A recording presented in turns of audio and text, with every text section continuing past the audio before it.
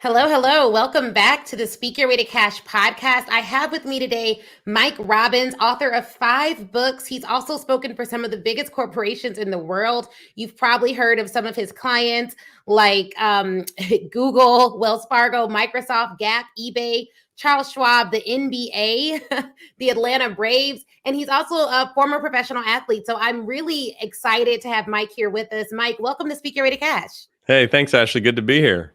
Yeah, absolutely. Great to have you. So tell us a little bit about how you got started in the speaking business and what role does speaking still play to your business now? Well, yeah, I've been in the speaking business now this is 20 years, January of 2021, where we are right now. I started back then. And basically, my story is, so I grew up, Ashley, in Oakland, California, in the Bay Area, where I still live here. And I was a baseball player all growing up and loved it, was pretty good at it. Actually got drafted out of high school by the New York Yankees. Didn't end up signing a contract with the Yankees at that time because I got an opportunity to play baseball in college at Stanford. Went to Stanford, then got drafted by the Kansas City Royals out of Stanford and signed a pro contract back in 1995. And, my dream since I was a little kid when I started playing baseball at 7 was to pitch in the major leagues. Unfortunately for me, my 3rd season still in the minors, I went out to pitch one night, threw one pitch toward ligaments in my elbow, blew my arm out. So I was 23 at the time, started baseball, as I said, at 7, ended up having 3 surgeries actually over the next 2 years, did everything I possibly could to try to come back because I love playing baseball. Unfortunately, wasn't able to come back. So I was forced to retire at the age of 25 and was like, well, what do I do now? Because, even though I'd gone to Stanford and I'd gotten an education, I didn't really have a plan B. But it was the late 90s. I got a job working in the internet world doing online ad sales for a company that was based in New York but had a San Francisco sales office, but was pretty lost and found myself outside of work, seeing a therapist and also reading a lot of books and taking workshops and trying to sort of figure out, well, who am I if I'm not an athlete, if I'm not a baseball player, and what the heck do I want to do with the rest of my life? Because, I sort of figured up until my mid 30s, maybe into 40, I could keep playing baseball and then I'd have to figure it out after that. And if I'd made it to the big leagues and made a bunch of money, then, I'd have some options. But, I was a kid raised by a single mom in Oakland, didn't have a lot of money growing up, didn't make much money playing baseball because I was, in the minor leagues. And so, I was sort of swirling around, but I had this secret fantasy that had started even when I was playing baseball. I would wander into bookstores and, pick up books by Wayne Dyer and Deepak Chopra and Marianne Williamson and people like that. And I think to myself, like, how do they do that? How do you get to do that? Like, what gives you is there some class you can take? Is there I don't know how that works. Right. So that was really the only sense that I had of kind of the speaking world. Although I wouldn't have called it that back then. It was more like, I want to write a book and I want to sit on the couch with Oprah. And you know what I mean? Like, how does one go about doing that? But doing that at the age of 25, 26 years old seemed to me like you might as well said, be a brain surgeon or, climb Mount Everest or do something that was just like, I don't know how to do that. Right.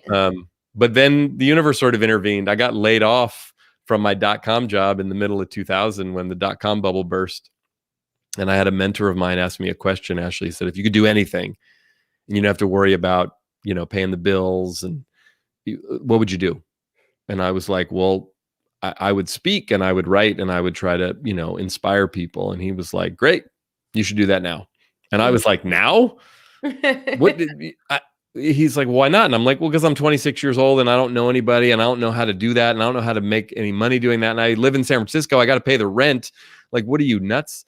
But I wasn't able to really find a job at the time because the job market was terrible. And I had just met my now wife, Michelle, and I've been together for over 20 years. And she had started her own staffing company and she had a master's in psychology. And she and I were both starting to get into what was a new field emerging at the time of life coaching and business coaching. And she was like, you could totally start your own business. And so that's what I did at the beginning of 2001. I decided I'm a motivational speaker. I'm going to start this speaking business. I don't know what the heck that means or how to do that, but I'm going to figure it out. And, 20 plus years later, I've had a chance to write some books and work with some great clients. And I think we were talking about the other day, my team and I have probably given about 2,500 presentations over the last couple decades. And now over the last, 10, 11 months, they've all been on Zoom or WebEx or Right, Microsoft Teams. exactly. Exactly. So that's interesting because I have a speaker way to cash lounge on this new app called Clubhouse. And one of the things that a speaker came up and asked today was, well, how do I even get started? I left my job. I have a book. I want to do something in the speaking world, but I have no clue where to start. And I think there are so many people listening right now, whether it be live or listening to the podcast, who just don't know where to start. So I gave her my thoughts on that earlier, and we can chat about that. But what did you do at that point to start getting your first paid client? And what would you recommend a speaker do today that may be differently to get their first paid speaking client? Well, look, the world is different in 2021 than it was in 2001. However, someone said 2019. Right. That's true. Someone said to me, though, Ashley, and this is kind of an old speaking, sort of axiom, is if you want to be a professional speaker, go give 100 free talks. And then by the end of that process, you'll be a professional speaker. Now, that may seem like a lot. That may seem daunting, but I heard that. And for me, what happened was, and this will be a roundabout way of answering your question, I sat next to a woman on an airplane in the summer of 2000, like right around the time when I got laid off. And she was on a flight with her husband flying. I was flying from the Bay Area to Los Angeles. They were then going to fly down to Sydney, Australia, because she had a speaking engagement at a conference and she had just written a book. And I was like, oh, that sounds like the coolest thing ever. Like they're paying you to take a trip to Australia and you get to give a speech. And basically, she was one of the first people that said that thing to me, you want to be a professional speaker, give 100 free talks. And I kept kind of hearing that. And I'd also heard about an organization called the National Speakers Association that I wasn't familiar with at the time. And this was a whole group of people that get together and talk about the business of speaking, right? And so I went to my first NSA, National Speakers Association meeting in March of 2001, after a couple months after I'd started my business. But me starting my business was really just like making some business cards that said Mike Robbins, motivational speaker. But I had gone out and started to give a few talks, like at the Rotary Club and at my high school in Oakland, Skyline High School, and a few places. And my goal was I was going to give 100 free talks. I had my little notebook and I'd write down in my notebook like what I talked about and how it went and what worked and what didn't work. And I figured by the end of 100, maybe someone would pay me. And it was actually, I think, talk number 10 or 11 that I actually got paid. And it was through meeting a woman who worked at a company called Sutter Health, which is hospitals and medical centers all up and down the West Coast here. And ultimately, what I would say to people, and things are different today than they were 20 years ago, but a lot of it is just being willing to put ourselves out there and say, this is what I'm doing. And know that early on, it's going to be weird. And especially in this weird virtual Zoom world we find ourselves in now, it's even weirder. But like the more we put ourselves out there, the more we let people know that we're doing this and we're doing this for real and we're serious about it. And, the name of your show and the conversation we're having is like Speak Your Way to Cash, meaning if you want to do this professionally, you have to think about it as a profession and not like a hobby or someone's going to, even if you're doing it on the side initially. And that was my goal from the beginning. As much as I was hoping to write and do other things, it was all for me always about speaking. That was what I was interested in. That's what I'm still interested in. That's what I do. That's what I love. Pre-COVID, I would give somewhere between 80 and 100 presentations a year around the country, around the world. During COVID, I think we've done 125 virtual events and meetings and things here just in my office in California, which has been weird, but it's what we've all had to do and what we're going to continue to have to do until we're on the other side of the pandemic.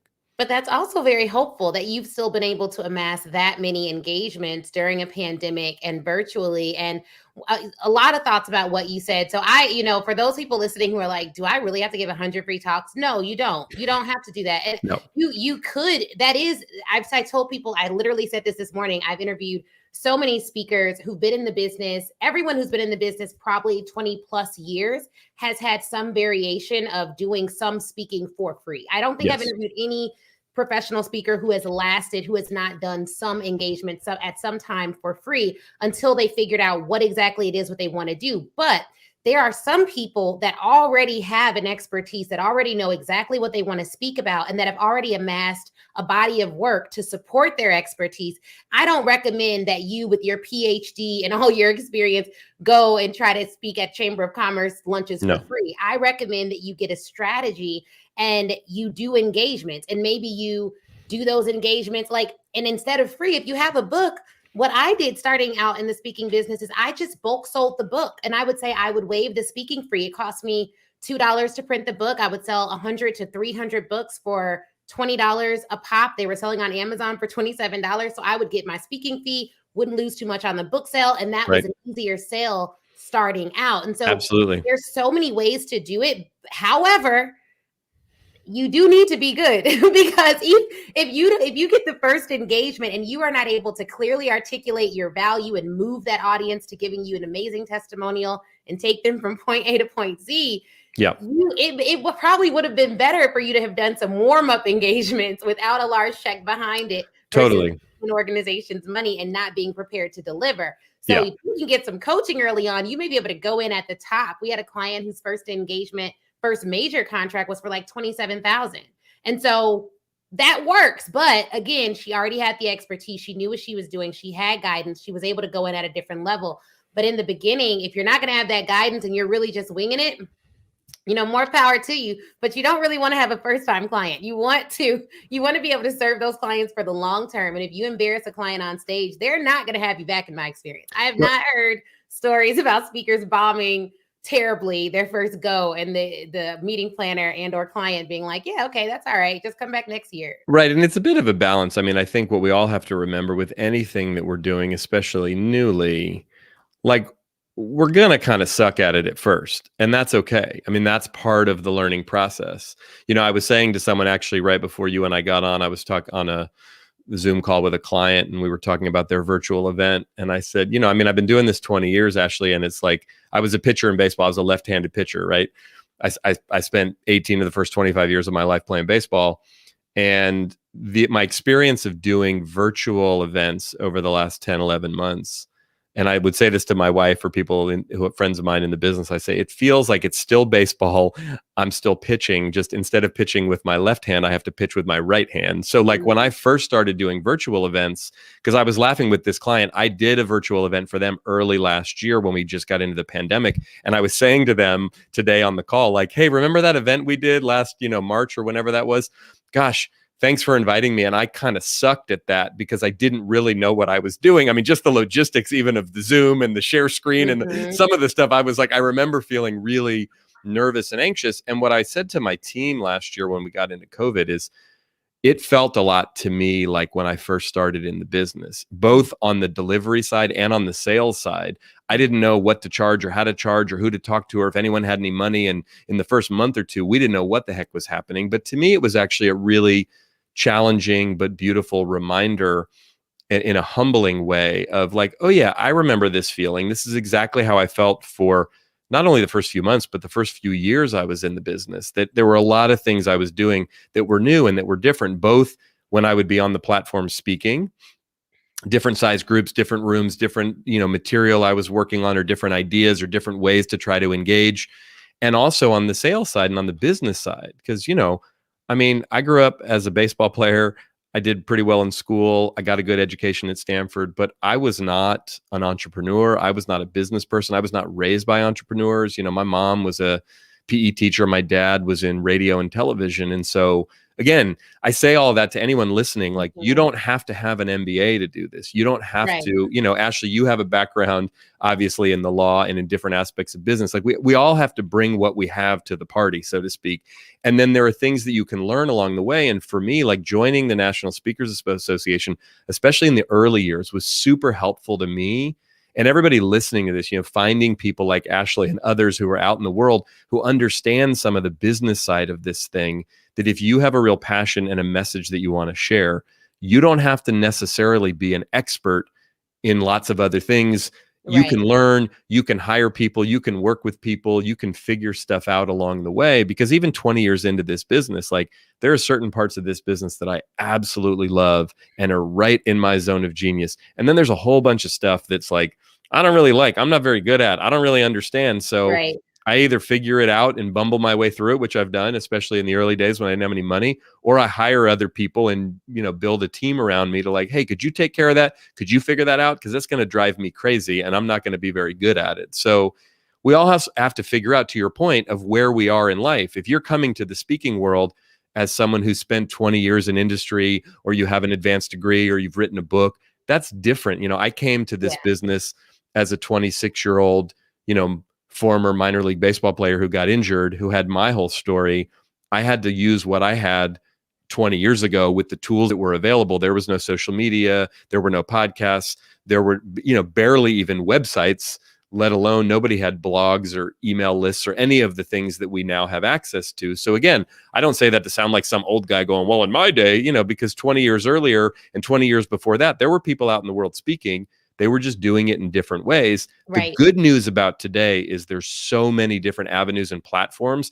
The bad news is there's a ton of noise, and everybody on the planet wants to give a TED talk and thinks they're a speaker, and that's great. But it's like, how do you then rise above the noise? And actually, to what you're talking about and we're talking about here, how do you actually get paid to do Right. this and not just do it for some followers or for some fun? And what do you really want? Because I often find when people, I've done 2 TEDx talks, you've done 3 TEDx talks, and I get asked a lot, how do I get a TEDx talk? That's what I want to do. And my question is always, what's the purpose of your TEDx talk? Because Right. although TED wants ideas worth spreading, I'm a businesswoman. Like I want to Yeah. profit from my ideas, not Sure. just spread them. So for me, I use TEDx as a way to launch. I've used TEDx as a way to launch signature speeches or ideas that I want to put into my clients Yep. in their companies or in their colleges. But I do find that, to your point about, yeah, how do you profit? You have to have a plan, not just, and I tell people this all the time, do not confuse pretty stages with stages that pay, because sometimes True. they're not the same. Like we've seen people who worked with amazing big companies, and although the company does have the budget, they may not have given it to them. It may have been Right. a publicity, it was an exposure opportunity. So Right. just don't get confused about that. And so I wanted to ask you, because you have books, and obviously you have different streams of income in your speaking business. What are the streams of income in your speaking business? And how do your books play a role in like your strategy for growing your company? Well, I mean, the primary revenue stream in my business is and has continued to be over the years speaking fees. Me speaking, delivering keynotes, delivering, workshop seminars for, these big Fortune 500 companies that we're super grateful to get to partner with. We have developed some digital content over the years, not a ton, a little bit more during the pandemic, just sort of by necessity. Obviously, everything we're doing these days is virtual. And then the books themselves, I mean, we generate a little bit of revenue on the books for the most part, though. And we could go down a whole sort of rabbit hole of talking about book publishing and how to publish and where to Mhm. publish and self-publish versus traditional publishing. My 5 books have been published by 2 different publishers. Wiley did my first 2. Hay House has done my last 3. And in the book publishing world, as you know, Ashley, because you're an author, it can be challenging to actually generate much revenue from the book itself, particularly if you go the traditional publishing route, Right. because the amount of money that you ultimately make on the book per unit, especially once you have to earn back your advance, Yep. isn't a ton. So we've used the books, and my books, all 5 of my books have done well in different ways. None of them have been runaway bestsellers. If you write a big best-selling book, that can put you on the map and open up a whole bunch of doors. But that's kind of like having a viral TED talk.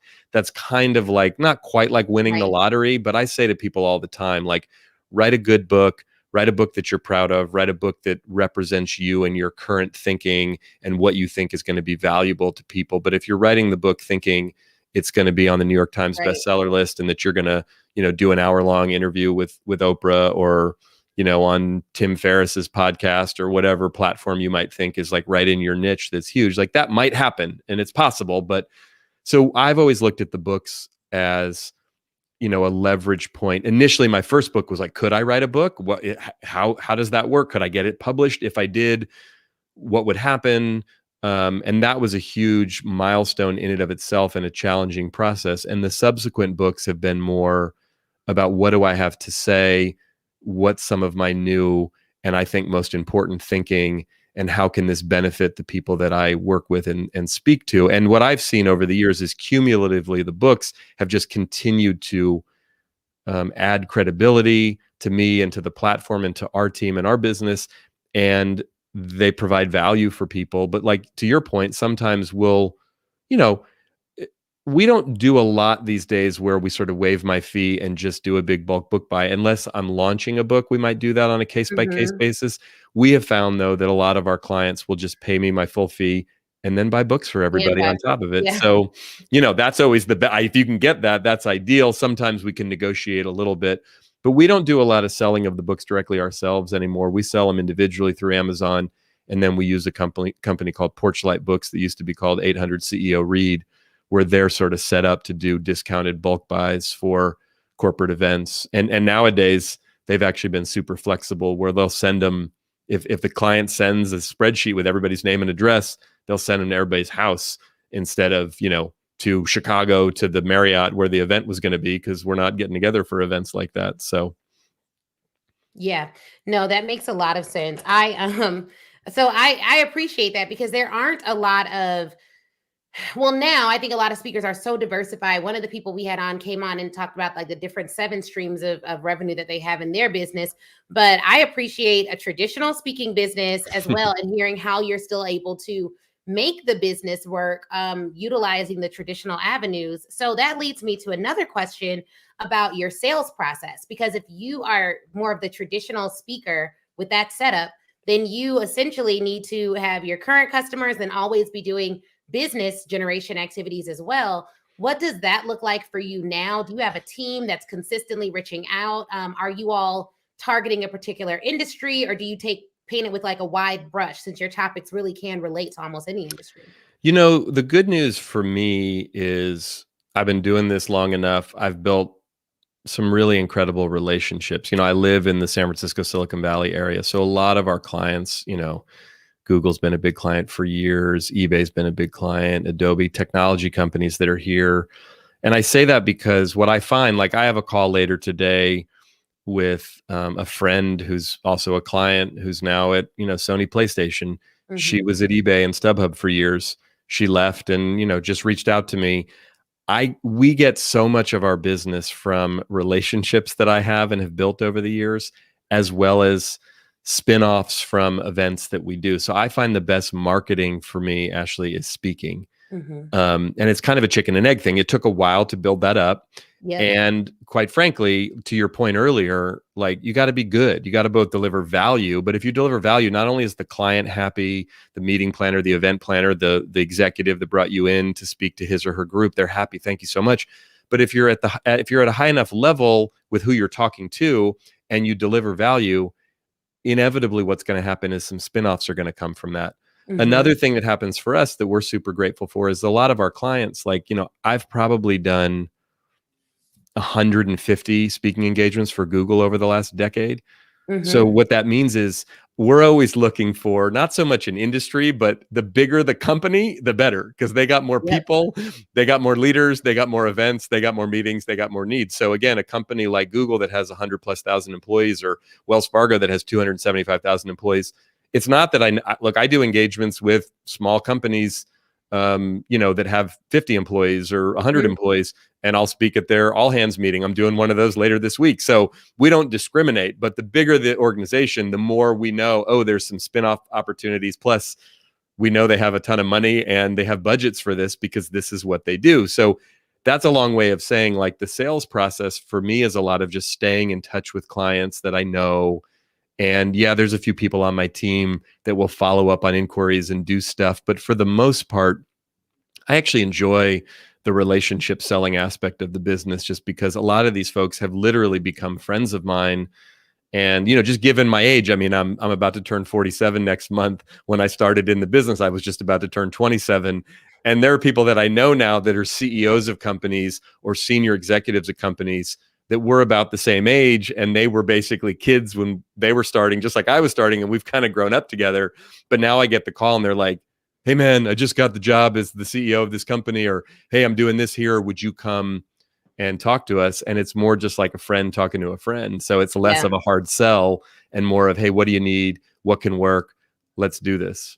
That's the best. And so I wonder, just because I'm a double Big Ten person. So I went to Northwestern for law school, University of Illinois for undergrad. Nice. And I think one of the things that I'm going to change this year, I'm talking to my team about it, is like utilizing that network, because I see it through the alumni papers tell me all the time, like, so-and-so just became general counsel of this, or we have an alum of one of the firms I used to work for that just got high up in the TED organization. And so it's like, all right, I need to be leveraging these relationships. Yeah. Did you do anything to talk to like the alum of Stanford? Do you leverage those relationships? Do you have friendships and stay in touch with people by way of relationships? Because I think for a lot of us, a lot of people, it's just, you just get away from those things and you don't think like, to keep those relationships tight outside of your immediate friend circle.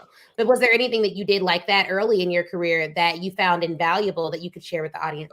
Oh, for sure. I mean, it sounds like you live in the general vicinity of where you went to school, like I do. Yeah. And that helped, right? So I live in the Bay Area, Stanford's in the Bay Area. I mean, over the years, my relationships, I spent a lot of time in the early days. Just given my age, I did more speaking on college campuses in general, but I went back to Stanford, and that would be a place where I would offer to speak for free. Yeah. Just because it's like, hey, any connections I can make here, this is good credibility, trying to build up my client list, trying to get in front of the right people. I did some stuff for the athletic department there because, I'd been an athlete at Stanford, so I could speak to the student athletes who were 3, 4, 5 years younger than me. And I'm like, hey, here's what you can assume is going to happen over the next couple of years, kind of thing. And I would say, yeah, I mean, it's also been just utilizing my relationships, the people that I met at Stanford. I mean, so many of my classmates and people I went to school with are doing extraordinary things out in the world, especially just given our age now and where we are and sort of approaching 50. I think again, depending on where you are in your life, depending on where you went to school, I'm a big believer, again, utilize what you have. Yep. And the truth of the matter is, look, we also have to be mindful to some degree of who we are, where we are, what we look like, what our background is, what's going to resonate, what's not going to resonate, what kind of things can we talk about. I mean, one of the things actually for me, when I came out of school after baseball, what I wanted to start speaking about actually was diversity. And as a 26 going on 27-year-old straight white guy, 20 years ago, my initial thought and reaction that I got from people like, well, who the hell's going to listen to you? But it's like, I grew up in Oakland, went to inner city schools, got my degree at Stanford in American Studies with a specialization in race and ethnicity, actually had this weird experience as a white person, particularly as a straight white man, growing up where I grew up, then going to college and realizing, oh, the world looks really different here. My friends from home would call, just from Oakland, 45 minutes from Stanford, and say, what's it like at Stanford? And my response would be, it's cool, but I've never been around this many white people before. Because that was my honest reaction. And I say all of that because what I decided, though, in the early days of my speaking business was I couldn't find a way to really talk about these issues in a way that I felt was respectful and helpful, because there were a lot of people, experts in what we now would call diversity, equity, and inclusion in those days. And I knew that work was really important. I had a sense at the time, and I don't want to sound self-important about this, but I had a sense at the time that I'm not sure if white people or men are really that open to listening to people that don't look like them. That was kind of my gut feeling, but I couldn't articulate it and I didn't know. So I moved away from that and thought, you know what?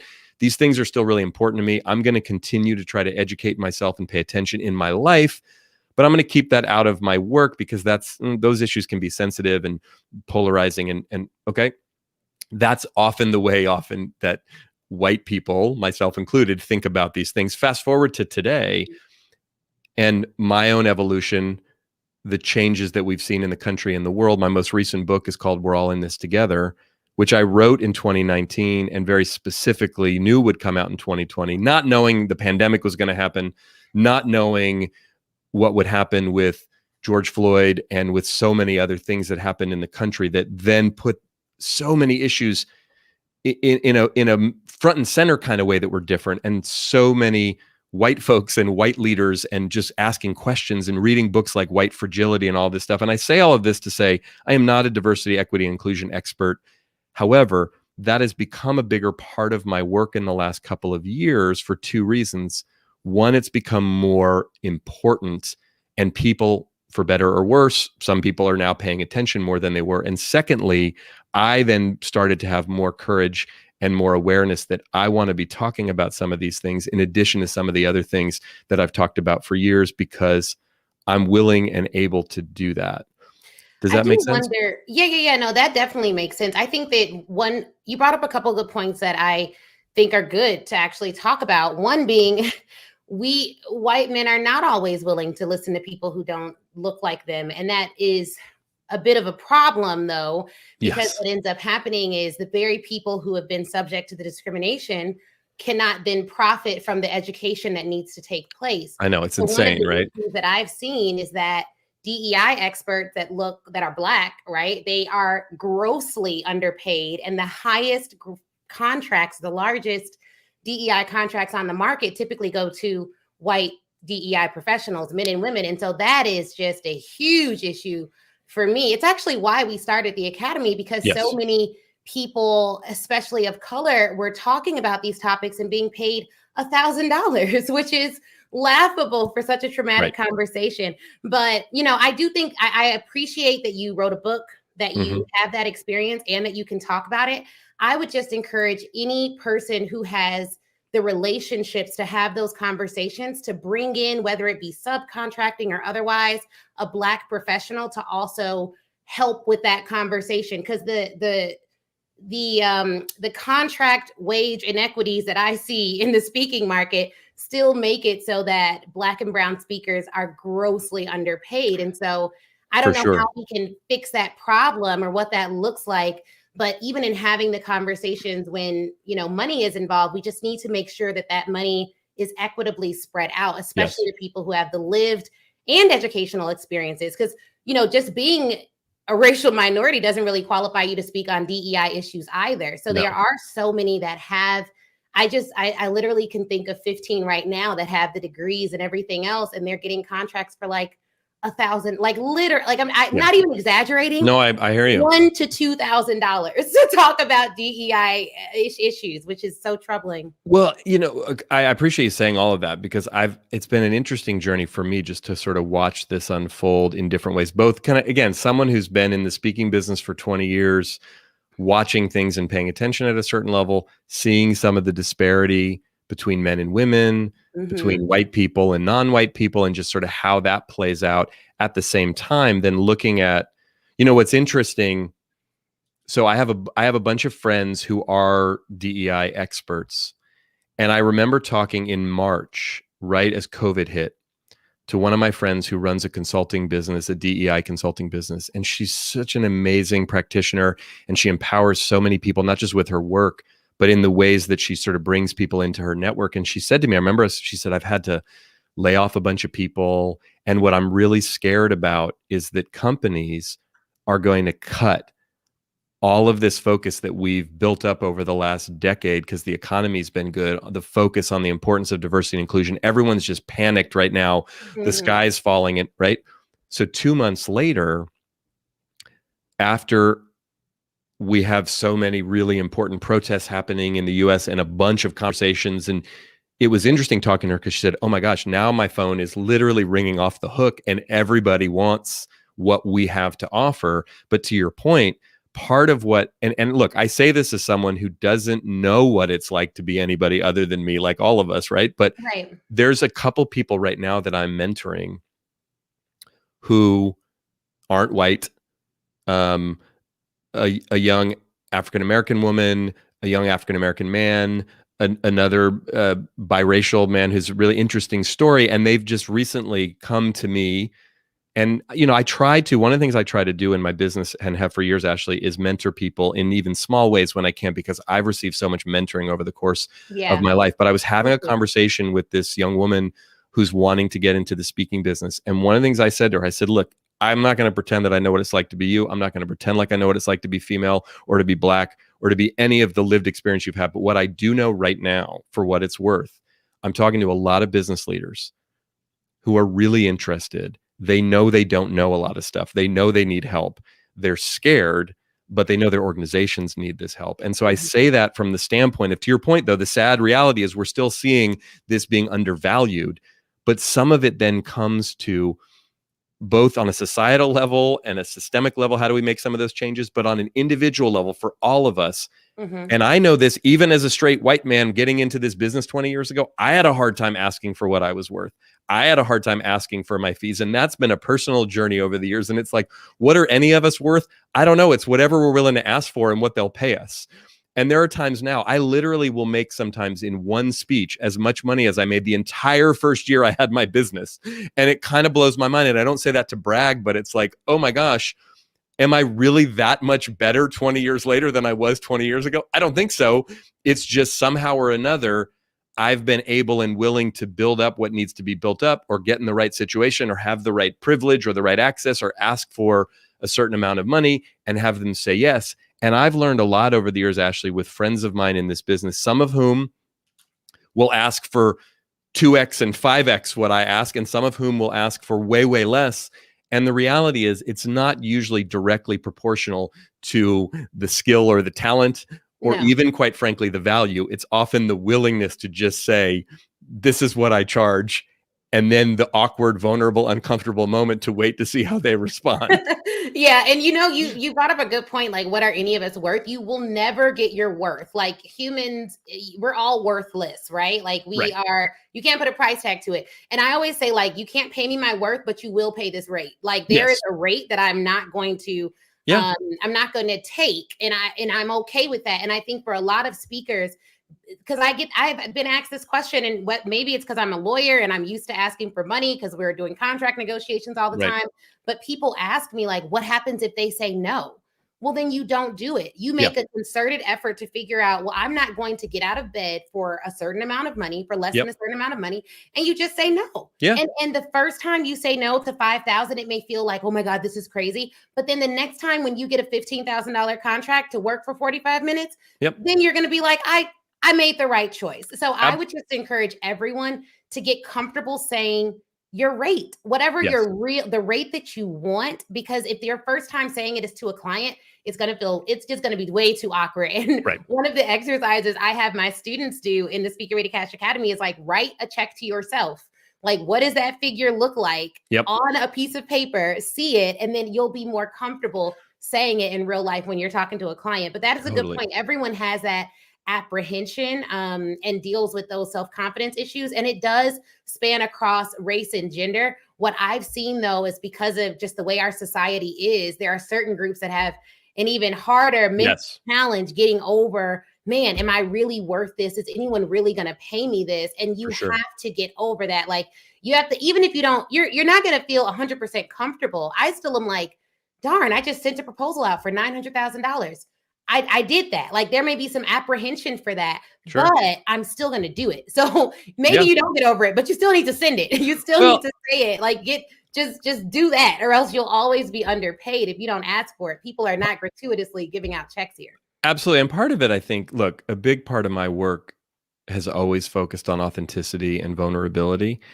And I think for any of us to get out in the world and put ourselves out there to want to speak, whether you're on a stage or we're on Zoom, whether it's a TED Talk or it's a workshop somewhere for the public, whether it's a corporate, anything, that takes some courage, because people might say no, people might laugh at you, people might judge you. So, like, I think it's important to acknowledge that. When we get into the business of speaking, I have found that to be both rewarding but incredibly challenging over the years on a personal level, on a mental, emotional level. I mean, what I love, Ashley, is, and I love speaking, but I'll have people come up to me, I'll be at a big event and there's 1,000 people or some, and that was great. And it's so amazing that you don't get nervous. And I look at them like, what are you, nuts? Of course I get nervous. Like, I love doing this, but like when I'm standing on a stage in front of people, even when I'm on Zoom sometimes, like, I'll get I get butterflies in my stomach. Because that just means I'm alive. That's just, I learned that as an athlete. Like, I loved playing baseball, but it's not like I went out on the mound and I wasn't nervous or I didn't have those butterflies in my stomach. Of course I do. And when it comes to negotiations or even asking for, here's a couple things that I've learned about this over the years. Every time I've raised my fee, it's always been scary. Every time I ask for the fee or the full fee or whatever, there is some fear of like, again, they could say no. The Mhm. thing though about it is, here's what we have to remember, right? Like the answer is always no if you don't ask. And there's been times in life, we've all had this happen where you quote something and then they say, oh, no problem. And it's like, oh, I should have asked for more. Right. Mhm. And like my big fear early on is I had to sort of get this in my head. It was like, even when my fee was, $5,000 or whatever it was, it's like, am I really who's worth $5,000 to give us talk that I would literally give for free? I love doing this so much. But remember, they're not paying you for the 45 minutes or an hour on stage or on Zoom or whatever the platform is. They're paying you for your entire life and everything that you've learned and all that you've gone through and all the successes and failures and everything, so that you can crystallize that information, that experience into relevant and useful, valuable information that people can then take and do something with. Mhm. That's what the value is. And like, there are people out in the world, if you're a former president of the United States, or, I see Michelle Obama's book behind you in the background there, or you're someone like that, or Oprah Winfrey, like imagine what the kind of fees those people are getting. Now you could say, well, they're celebrities but they're humans like you and me and like the rest of us. So it's really about the value that's brought forth in that. And when we can remember that, and if I'm ever nervous about it, or there's an engagement I really want to do, but I think, oh, they're going to say no, or this is too much, or they don't have this kind of budget, I'm just pretty transparent about it. Here's what my fee is. And you know what? There's some wiggle room sometimes, and just see what they say. But either way, it's like, I've almost never had an experience in my life in the speaking business for 20 years where they've said no, been upset about whatever I asked for. Exactly. And if they really want me to do it, or I really want to do it, you know what? We You're make it allowed work. to negotiate. Like there's Yeah. no, you got to do what's right for yourself. And there are times in life when I waive my fee because it's really a good cause, or it's really important, or I really want to do it, or it's a group of educators or healthcare workers, or it's a prison, or it's a nonprofit. And it's like, you know what? I am here to serve, not simply and I make sure it's in the context of the business. And I'm Mhm. not running a nonprofit, and I'm not doing this for free. But there are times, and in the beginning of the pandemic, you know what I did? You know what we did? You know how we were able to get so much business right away? I literally reached out to all of our best clients and said, I am here to serve you in this crisis. What do you need? And yes, there was a little bit of a self-serving part of that because I wanted to stay busy. I wanted to learn how to speak more effectively virtually. And Mhm. I was hoping that eventually, like in the beginning of my speaking business, when I did everything for free, there would be some money there. But I did it from a genuine place of I knew people were scared and they didn't know what to do. And I listened to my intuition and my heart and said, Mike, just show up and serve. If your business is going to go away completely, like there's no more speaking business because it just vanishes, like you're going to have to find something else to do anyway. So just be of service right now and figure that out. And, I have a family and a mortgage and people counting on me, and college funds to fund for our daughters and other things going on, as well as a team and people I employ. But at the end of the day, I think if we're not here to be of service and we don't really want to make a difference, if we are just focused solely on the cash, this is the Mhm. bit of the paradox, Ashley, right? Yes, we want to speak for cash, learn how to make this a real business, monetize this, get what we absolutely deserve to get. And at the same time, like there are a lot of other widgets you can go sell as opposed to selling yourself and your passion. So if you're just in it for the money, be careful, because I've seen a lot of people crash and burn that way. Yeah, you have to have a serve first mentality. Just make sure you're not serving at your detriment. For most people that I work with, they're not it greed is not their issue. Their Right. issue is they're grossly underpaid and Yes, grossly overworked. for sure. But I do think that that's a really good point, because a part of the experience of being a speaker is you transforming and changing lives. You just don't want to do it at your detriment. But when you're thinking about serving your clients, especially, you mentioned a really good point that I wanted people to pick up on. You reached out to your best clients, people you've already done business with, people you knew were vetted, people Yep. you knew could have a long-term relationship with your company. And so you made a strategic decision, which is Yes. very different than just throwing something at the wall and hoping it sticks. I think that a lot of people, when this pandemic hit, who have been surviving and thriving in it, did something very similar. We did, for our law firm, we gave all of our current clients for Christmas a complimentary, no charge legal audit just on their business as it stands, to make sure they're ready to go for Nice. the world that we're in now. It's a Yep. totally different world. And so, but again, we did that for current clients that we already knew, people we wanted to do business with, people we wanted to serve in a way that made sense for them and us. And so that's just such a good thing to take away from this. So Mike, It has been time well spent, an amazing wealth of information you've shared with us. How can people stay in touch with you and work with you if there are some corporate, if we have folks who listen and learn about speakers through this podcast and bring them into their companies as well. So how can corporate clients reach out to you, and how can budding speakers learn more about what it is that you do? Yeah, the best way is at our website, which is just mike-robbins.com. That's just MIKE-ROBBINS.com. Awesome. Well, reach out to Mike. I am so excited that he took this time to spend with us. I know he's very busy doing hundreds of engagements, even still, and Zoom fatigue is real. So I do not take it for granted that he came on and talked to us today. Thank you so very much for your time. And thank you guys for listening to the Speaker Ready Cash podcast.